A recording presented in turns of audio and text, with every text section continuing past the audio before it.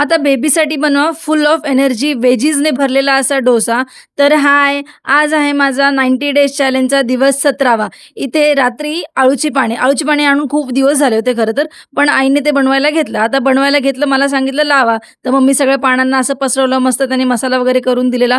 तो मसाला वगैरे लावायला घेतला आणि मस्तपणे फोल्ड बिल्ड करून त्याला शिजवायला पण ठेवलं. शिजवायला ठेवलं आणि त्यानंतर ते तयार पण झाले. आता इथे शायनिंग मारत मी असं दाखवलं, की तो सगळं काही मीच केलंय, पण असं काहीच झालेलं नाही खरं तर.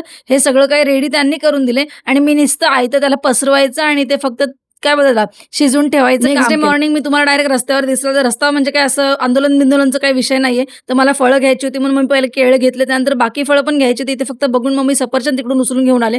घरच्यांसाठी आपल्याला कधीतरी वेळ भेटतो आणि कधीतरी मोका भेटतो, की काही घरातल्यासाठी वस्तू घेऊन जायच्या. मग मी ते घेतलं आणि मग गपचूप घरी आले.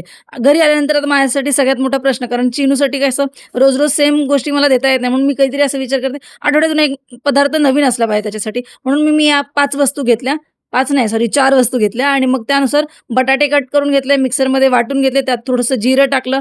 पाणी तुम्ही तुमच्या पद्धतीने टाकू शकता, जेवढं हवं नको. तर मी वाटून झाल्यानंतर मग त्याचं थिकनेस बघून मग मी पाणी टाकलं. यात मी 2 चम्मच तांदळाचं पीठ घातलंय आणि जे मग मी कटिंग करून ठेवलेले व्हेजीज होते, यामध्ये आता तुम्ही गाजर असेल, वाटाणा असेल तेही टाकू शकता. पण मी फक्त कांदा, टमाटा आणि कोथिंबीर टाकली. थोडंसं तूप आपल्याला पॅनवर पसरून घ्यायचं, रेडी बॅटर त्यावर टाकायचं. तर मी चम्मचने खेळत बसले, तुम्ही डायरेक्ट पण टाकू शकता. एवढंच की थोडं थिक ठेवा, जेणेकरून ते असं आपल्याला बोटाने दाबून डायरेक्ट तोंडात टाकता येतं बाळाच्या, नाहीतर मग कडक होऊन जातं. ईझी टू डायजेस्ट, पटकन पोट भरतं आणि त्यात फुल ऑफ एनर्जी देतं, असं हे फूड आहे. तर तुम्ही ट्राय करून बघा. मी चिनला दिल्यानंतर त्याला तर आवडलं. हे फर्स्ट टाईम बनवलं आणि त्याने फर्स्ट टाईम खाल्लं.